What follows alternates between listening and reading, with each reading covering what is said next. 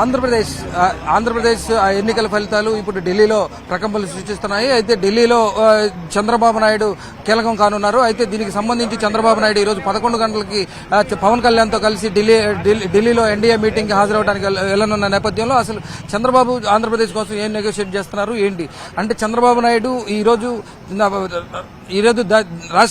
దేశ రాజకీయాల్లో చాలా కీలకంగా ఉన్నారు. దీనికి సంబంధించి కూడా ఈరోజు 11:30కు జరిగే ఎన్డీఏ మీటింగ్ లో చంద్రబాబు నాయుడు అయితే రాష్ట్రం కోసం కొంత నెగోషియేషన్ చేయడానికి అవకాశాలు ఉన్నట్లుగా కూడా తెలుస్తా ఉంది. అయితే దీంతో పాటు లోక్సభ స్పీకర్ తో పాటు ఐదు మంత్రివర్గ పదవులు కూడా అడుగుతున్నట్లుగా కూడా మనకు తెలుస్తా ఉంది. దీనికి సంబంధించి ఈరోజు జరిగే ప్రెస్ మీట్ లో కూడా చంద్రబాబు నాయుడు కొంత క్లారిఫై ఇచ్చే అవకాశం ఉంది. అలానే ఆంధ్రప్రదేశ్ ఇప్పటికే కొంచెం ఆర్థిక పరిస్థితులు దారుణమైన పరిస్థితుల నేపథ్యంలో ఆంధ్రప్రదేశ్ కి ఒక స్పెషల్ స్టేటస్ గానీ అలానే లేకపోతే ఒక బల్క్ ఫైనాన్షియల్ సపోర్ట్ గానీ తీసుకురావడానికి ఒక దానికి సంబంధించి కూడా ఒక చర్చలు జరిగే అవకాశం ఉన్నట్లుగా కూడా మనకు తెలుస్తా ఉంది.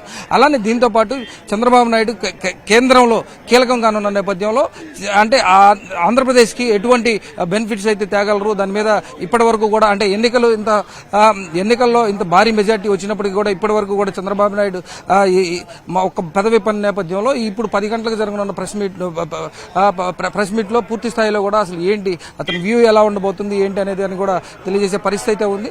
అలాగే దీనికి సంబంధించి కూడా 9వ తారీఖు చంద్రబాబు నాయుడుకి సంబంధించిన ప్రమాణ స్వీకారం కూడా జరగనున్న నేపథ్యంలో ఎక్కడ అంటే దానికి సంబంధించి ఇప్పటికే ప్లేస్ కూడా అమరావతిలో ఉన్న ప్లేస్ కూడా సెలెక్ట్ చేయడం జరిగింది. దానికి సంబంధించి కూడా పూర్తి స్థాయి ప్రభుత్వం ఏర్పాటు చేయడానికి ఇప్పటికే సిఎస్ అలానే డీజీపీ వీరందరూ కూడా చంద్రబాబు నాయుడిని కలవడానికి వచ్చిన నేపథ్యం అయితే మనం కనబడతా ఉంది. వీటన్నింటినీ కనుక చూసుకున్నట్లయితే ఈ రోజు చంద్రబాబు నాయుడు ఎన్డీఏ కూటమిలో కీలకంగా మారనున్న నేపథ్యంలో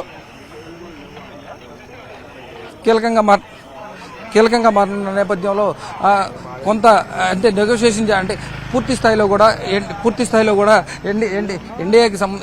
ఎన్డీఏలో పూర్తి స్థాయిలో కీలకంగా మారనున్న నేపథ్యంలో చక్రం తిప్పే పరిస్థితి అయితే ఉంది. దీనికి సంబంధించి కూడా ఇప్పటికే లోక్సభ స్పీకరు అలానే 5 కేంద్ర మంత్రులు అడిగిన పరిస్థితి అయితే మనకి కనబడతా ఉంది. వీటన్నిటి మీద కూడా మరి కాసేపట్లో చంద్రబాబు నాయుడు కొంత స్పష్టత ఇచ్చే అవకాశం ఉన్నట్లుగా కూడా మనకు తెలుస్తా ఉంది. మరిన్ని ట్రెండింగ్ వీడియోల కోసం న్యూస్ 18 తెలుగు ఛానల్ను సబ్స్క్రైబ్ చేసుకోండి.